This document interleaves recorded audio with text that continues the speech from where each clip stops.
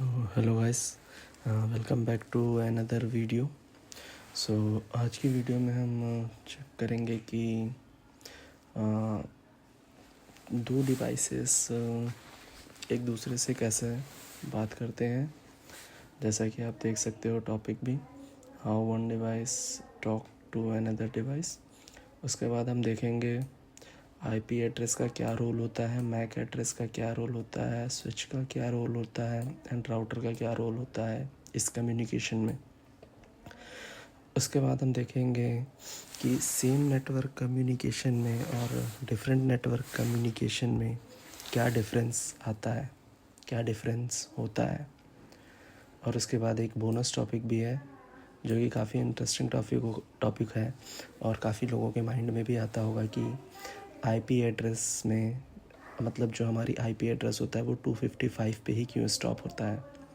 सो आइए वीडियो को शुरू करते हैं और देखते हैं सबसे पहला टॉपिक अपना, how one device talks to another device.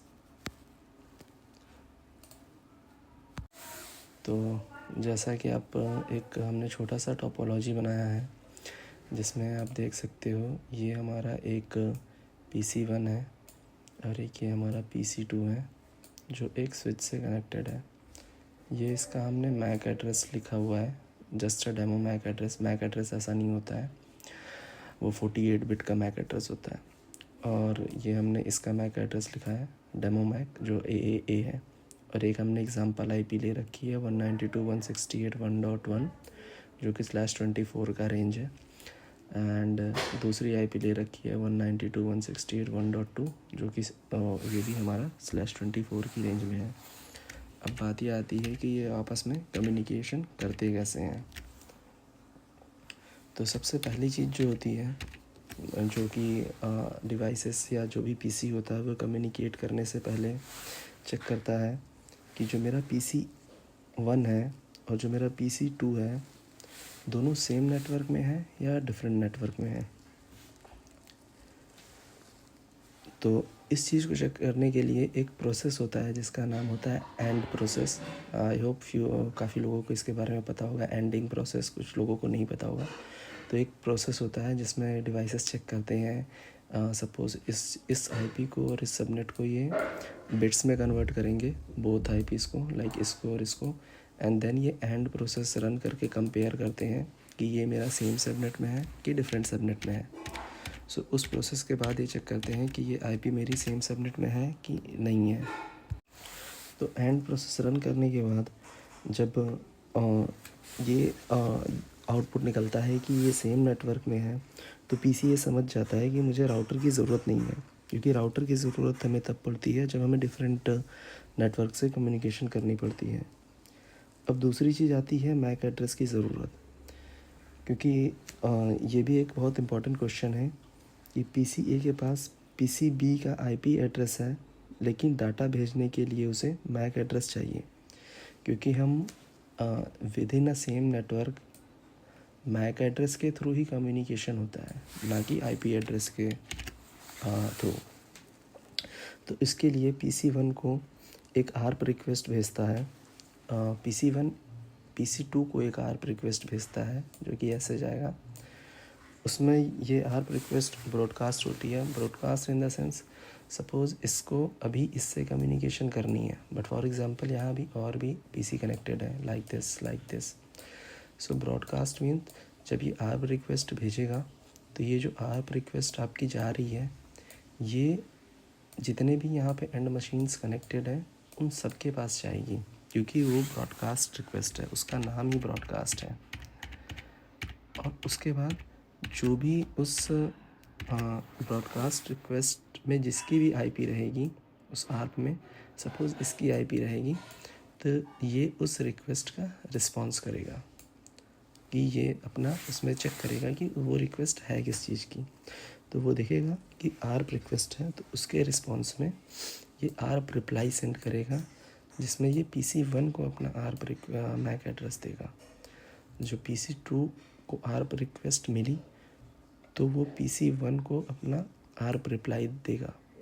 तो दोनों चीज़ों में दोबारा बताता हूँ, आर्प रिक्वेस्ट होती है मैक एड्रेस का पता करने के लिए, और आर्प रिप्लाई उस रिक्वेस्ट का आंसर होता है।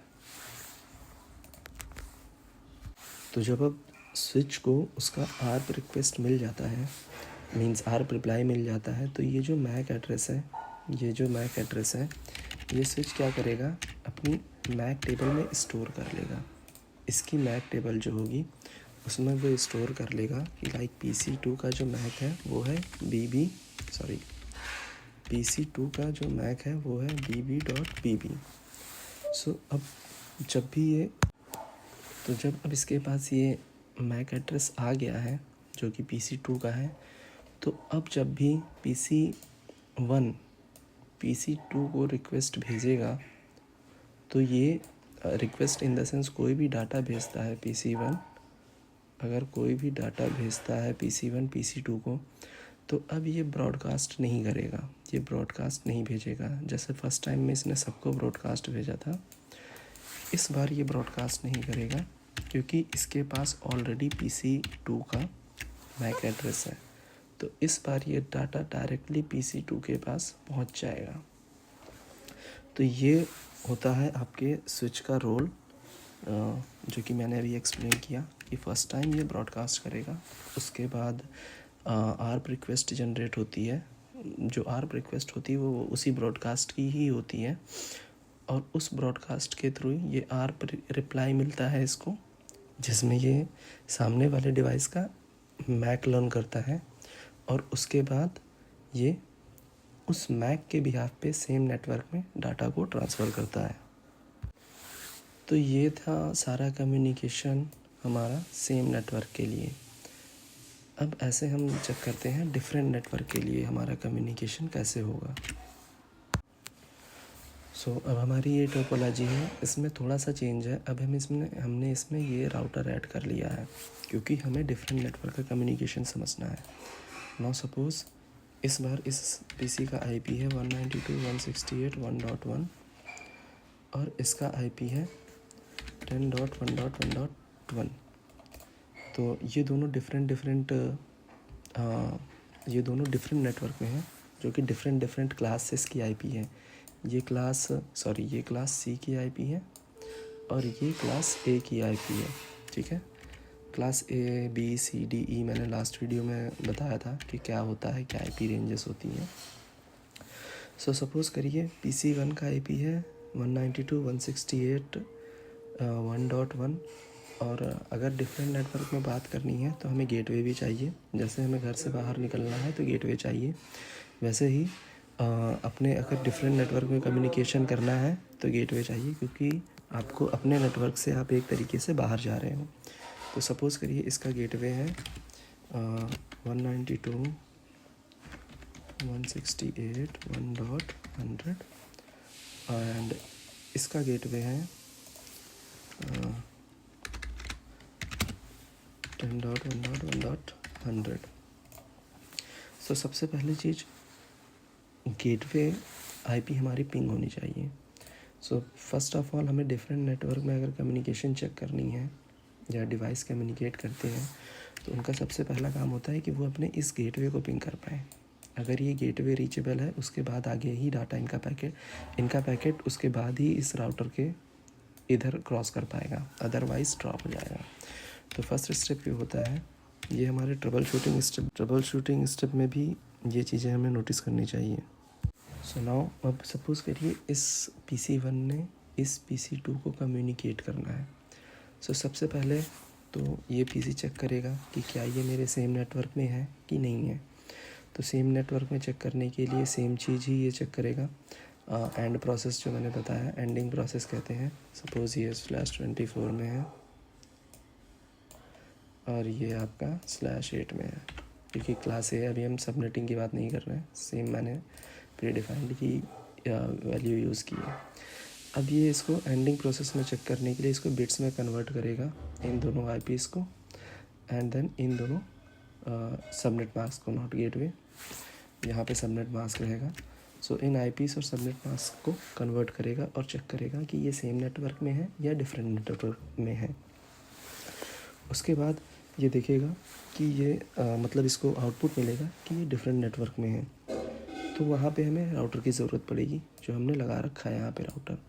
और जो ये गेटवे आईपी है ये इस एंड पे कॉन्फ़िगर होगी, ये वाली, क्योंकि ये हमारे नेटवर्क में इस साइड है, ये स्विच से कनेक्टेड है।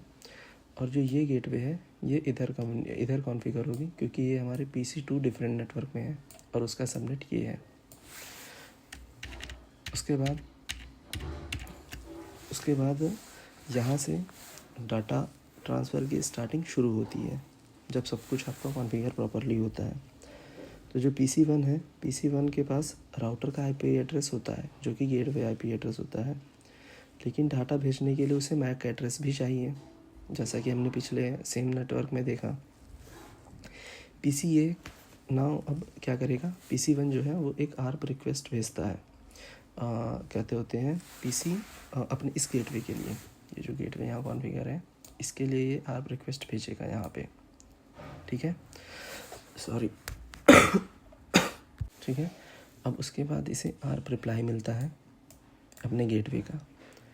तो उसके बाद ये अपना ऐसा सोर्स ये देगा, डेस्टिनेशन यही रहेगा इसका, बट अब यहाँ पे सोर्स मैक जो होगा वो अपना डालेगा और डेस्टिनेशन मैक जो डालेगा वो इस पोर्ट का डालेगा।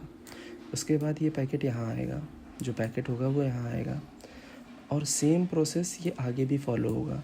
लाइक उसके बाद इसे ये इस राउटर पे चेक करेगा कि क्या मेरे पास ये नेटवर्क कनेक्टेड है कि नहीं है।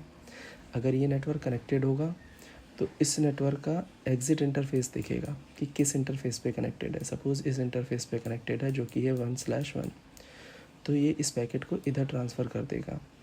अब जब ये पैकेट इस स्विच के पास आएगा तो स्विच चेक करेगा कि मेरे मैक टेबल में, कहते होते हैं इस मैक टेबल में इसका मैक एड्रेस है कि नहीं है, इस 10.1.1 का। जब देखेगा मैक एड्रेस में मैक टेबल में मैक एड्रेस नहीं है, तो ये इस पैकेट को यहाँ पे होल्ड पे करेगा, और उसके बाद ये दोबारा एक ARP रिक्वेस्ट जनरेट करेगा अपने 10K नेटवर्क में। और जो भी इस IP को होल्ड करता होगा, जो भी मशीन 10.1.1.1 को होल्ड करती होगी, वो इस ARP रिक्वेस्ट की ARP रिप्लाई देगा, और उसके बाद इस स्विच के पास उस IP का मैक आ जाएगा। सपोज़ ये 10.1.1.1 है और इसका मैक है BB। सो अब इसके पास इसका मैक आ गया। तो अब ये जो पैकेट यहाँ पे आ रहा था और जो यहाँ पे होल्ड हुआ था, अब इसके पास सोर्स मैक है, डेस्टिनेशन मैक भी है, सोर्स IP भी है, डेस्टिनेशन IP भी है। तो अब ये रिक्वेस्ट फर्स्ट पैकेट, इसी वजह से जब भी आप पिंग करते हो किसी नई IP को, तो वो पैकेट ड्रॉप हो जाता है, बिकॉज ये सारी प्रोसेस होती है बिहाइंड द सीन। सो उस नेक्स्ट टाइम अब जब भी ये IP इस IP को पिंग करेगी तो कम्युनिकेशन डायरेक्टली हो जाएगा, बिकॉज हमारे पास सारी डिटेल है। बट सपोज़ यहाँ एक और नया PC कनेक्टेड है और उसका IP है, कहते होते हैं 10.1.1.2। सो सपोज़ अगर इस PC ने इस बार इसको पिंग किया 10.1.1.2 को, तो अगेन पहला पैकेट ड्रॉप होगा, बिकॉज ये सारी प्रोसेसेस रन होगी, और उसके बाद नेक्स्ट 3 पैकेट्स हमारे पिंग रिस्पॉन्स मिलेगा हमको। तो ये होता है हमारा डिफरेंट मतलब डिवाइसेस के बीच में कम्युनिकेशन। स्विच का क्या रोल होता है, राउटर का क्या रोल होता है, मैक का क्या रोल होता है, ये सारी चीज़ें हमने देखी। अगर आपको कोई डाउट अभी भी है इस टॉपिक पे, तो कमेंट में आप उस डाउट को पूछ सकते हो हमसे। अब हम आते हैं जो हमारा एक बोनस टॉपिक है उस पर डिस्कशन करने, जो कि है बोनस टॉपिक में why IP address stops at 255, not more than 255। तो ये हमारा बोनस टॉपिक है आज का। सो जैसा हम सबको पता है कि हमारी जो IP एड्रेस होती है वो 4 पार्ट्स में डिवाइडेड होती हैं, जिसको हम ऑक्टेट्स कहते हैं, जो कि मैंने लास्ट वीडियो में भी थोड़ा सा रफली एक्सप्लेन किया था। सो जैसा कि आप देख सकते हो, ईच ऑक्टेट में हमारे 8 बिट्स होते हैं। 8 बिट्स अगर मैं बताऊं तो सपोज़ ये 192, 168, 1.1 है, तो ये जो 192 है ना, ये 8 बिट्स से मिलके बना है। ये 168 है जो, ये भी 8 बिट्स से मिलके बना है, और ये जो 1 है ये भी 8 बिट्स से मिलके बना है, और जो ये 1 है ये भी 8 बिट्स से मिलके बना है। अब बना कैसे है अगर मैं दिखाऊं आपको, तो सपोज़ करो ये वन का मैं दिखाता हूँ आपको खाली। तो ये हमारा 0 0 0 0 0 0 0 एंड देन ये 1। तो जो ये लिखा हुआ है इसका अगर हम, ये बाइनरी में लिखा है, अब अगर इसका बाइनरी से डेसिमल में चेंज करोगे आप तो इसकी मीनिंग होगी 1। तो वही सेम चीज़ ही है। तो जो हमारा आईपी एड्रेस होता है वो 4 पार्ट्स में मिलके बना होता है, जिसको हम ऑक्टेट्स कहते हैं, और हर ऑक्टेट में 8 बिट्स होता है, जो कि मैंने यहाँ पे 1 का एग्जांपल लेके एक्सप्लेन किया। जैसा कि आप देख सकते हो 192 168 1.1, यहाँ पे वो चीज़ें लिखी है। Each number 192 168 11 is 1 octet. तो इसमें यही चीज़ लिखी हुई है। सो नाउ नेक्स्ट क्वेश्चन आता है 8 बिट्स का मतलब क्या हुआ, what does 8 bit means. So यहाँ पे आंसर लिखा है a bit can have only 2 values 0 और 1। So with 8 bits total combination are 2 the power 8 is equal to 256। दोबारा बताता हूँ, 8 bit can have only 2 values means जो हमारी 8 बिट्स होती हैं, जो अभी मैंने ऊपर लिख के दिखाया आपको 0 1 0 1 0 1 0 1 0 0 ऐसे। सो ये आपने नोटिस किया है कि इसमें जो बिट्स की वैल्यू है वो या तो 0 है या तो 1 है, बिकॉज जो हमारा कंप्यूटर है और जो भी इलेक्ट्रॉनिक डिवाइसेस हैं वो इन्हीं वैल्यूज़ को समझता है, या तो 0 समझेगा या 1 समझेगा। अपार्ट फ्रॉम दिस वो कुछ भी नहीं समझेगा। इवन आप 2 3 4 लिख दो उसके लिए 2 3 4 5 6, ये उसके लिए ये कोई भी वैल्यू नहीं है, उसको ये कुछ नहीं समझेगा, इसको ये इग्नोर कर देगा डायरेक्टली। एंड अगर आप देखते हो कि 8 बिट्स की वैल्यू, अगर हम 8 बिट्स को जो कि मेन क्वेश्चन था why IPs have only 255। So जो 8 बिट्स का पावर होता है ना वो होता है 256। सो वही चीज़ है, total combinations of 8 bits means जो टोटल कॉम्बिनेशन है 8 बिट्स का, सो 2 डी पावर 8 क्या होती है 256। ये 256 पावर आ रही है, बट हमारा जो हमारी आईपी स्टार्ट होती है वो स्टार्ट होती है .0 से और वो एंड होती है .255 पे। तो इस जीरो को भी हम काउंट करते हैं, इसीलिए यहाँ पे 256 लिखा हुआ है। अदरवाइज़ हमारी आईपीस खाली 255 तक ही जाती है। Okay, so now next question आता है लाइक बाइनरी टू डेसिमल में कन्वर्ट कैसे करते हैं, how we convert from binary to decimal. So जैसा कि आप देख सकते हो जो 8 बिट्स होती हैं ना उनकी पोजीशंस डिफाइंड होती है। लाइक यहाँ पे देखो bit position, first position, second position, third position, fourth position, fifth position, sixth, seventh, और सबकी वैल्यू डिफाइन है 0 1 2 4 8। सो इसी तरह मैंने आपको दिखाया कि अगर मैं यहाँ पे इसको 0 करता हूँ, इसको 0, इसको 0, इसको 0, इसको 0, इसको 0, इसको 0 और इसको 1 करता हूँ तो मेरा ऊपर वैल्यू आया था 1। सो सेम वे ही आप ऐसे डिफ़ाइन कर सकते हो। ये आपको याद करना पड़ेगा कि लाइक हमारी वैल्यूज़ कैसे डिफ़ाइन होती हैं, तो इजी होता है, आप प्रैक्टिस करोगे तो याद रहेगा आपको। सो पहली वैल्यू होती है हमारी 128, दूसरी 164, then 32, then 16, then 8, then 4, then 2, then 1। आप चाहो तो इसको बड़े से छोटे की तरफ भी याद कर सकते हो, क्योंकि सब अगर आप ध्यान दोगे तो वैल्यूज़ हाफ़ हो जा रही हैं। 168 का हाफ 64, इसका हाफ 32। और आप चाहो तो 1 से स्टार्ट कर सकते हो। 1 का डबल 2, 2 का डबल 4, 4 का डबल 8, 8 का डबल 16, 16 का डबल 32, 32 का डबल 64 एंड 64 का डबल 128। तो सेम भी अगर आप यहाँ देखते हो, अगर हम सारी बिट्स की वैल्यू को 1 कर देते हैं तो और इसको ऐड करते हैं, सपोज़ थोड़ा सा कन्फ्यूज़न रहेगा तो इसीलिए मैं यहाँ पे ये करता हूँ। हाँ, अगर हम सबको 1 कर देते हैं तो जो टोटल वैल्यू निकल के आती है वो आती है 255। इसीलिए हमारा जो आईपी होता है वो 255 ही रहता है, ना कि उससे ज़्यादा। यहाँ पे वही चीज़ लिखी है, this is the maximum number you can represent with 8 bits. I hope आपको अभी तक थोड़ा थोड़ा क्लियर हो गया होगा कि हमारी जो वैल्यू जो आईपी की रेंज होती है वो 255 तक क्यों जाती है। काफ़ी लोग का सवाल होगा कि हम इसे जो वैल्यू है उसे 256 तक क्यों नहीं ले जाते। तो अगर आप देखोगे जैसा अभी हमने दिखाया कि 2 की पावर 8 करने पे 256 होता है। अगर आप चाहते हो कि 256 तक जाए जो वैल्यू, तो वो 8 बिट्स में पॉसिबल नहीं है। उसके लिए हमें 9 बिट डालना पड़ेगा। तो सेम चीज़ लिखी है, to represent 256 you need this 9 bits 1 0 0 0 0 0। तो टोटल 9 बिट्स होती है। But an I P octet has only 8 bits. जो हमारे आई पी ऑक्टेट होते हैं उसमें 8 बिट्स ही होती है। सपोज जैसे ये होता है 192.168.1.1। तो इस एक ऑक्टेट में जो कि होता है 192, इसमें हमारी 8 बिट्स ही होती हैं। टोटल 8 बिट्स ही होती हैं ओनली। इसीलिए हम इसमें 256 से तक नहीं जा सकते, जो कि इम्पॉसिबल है 8 बिट्स के अंदर। सो आई होप ये डाउट भी आपका क्लियर हो गया होगा। So now the last question है, why I P starts from zero. So बहुत ईजी आंसर है। जैसे हमने डिफ़ाइन किया कि why I P end to 255, same way अगर हम सारी वैल्यूज़ को ज़ीरो कर देंगे तो हमारा जो आई पी का वैल्यू स्टार्ट होगा वो ज़ीरो से स्टार्ट होगा।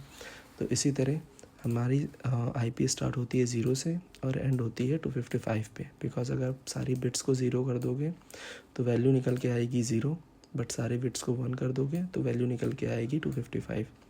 सो वही चीज़ लिखी हुई है, IPv4 stops at 255 because each octet has only 8 bits and 8 bits can represent a maximum decimal value of 256. सो ये था हमारी आज की वीडियो में सारी चीज़ें जो हमने कवर की, और आई होप आपको चीज़ें अच्छे से समझ आई होंगी और आपने वीडियो को अपना सपोर्ट और अपना प्यार दिखाएं। चैनल को सब्सक्राइब करें, वीडियो को लाइक करें और अपने फ्रेंड्स और फैमिली के साथ शेयर करें। और अगर आपको कोई डाउट होता है तो आप कमेंट सेक्शन में पूछ सकते हैं। बाकी नेक्स्ट वीडियो में हम ट्राई करेंगे कि ये जो हमने सेम नेटवर्क और डिफरेंट नेटवर्क में कम्युनिकेशन किया, उस चीज़ को हम कहते होते हैं प्रैक्टिकल करके देखें। और हम थोड़ा सा OSI मॉडल के बारे में भी जानेंगे कि हमारा ये डाटा जो ट्रेवल करता है वो किस बेसिस पे करता है। सो ये सारी चीज़ें हम आने वाली वीडियोस में कवर करेंगे और धीरे धीरे एडवांस चीज़ों पे जाएंगे, कॉन्फ़िगरेशंस पे जाएंगे। सो तब तक के लिए keep learning and thank you for watching and please make sure you like the video, you subscribe the channel and you hit the bell icon.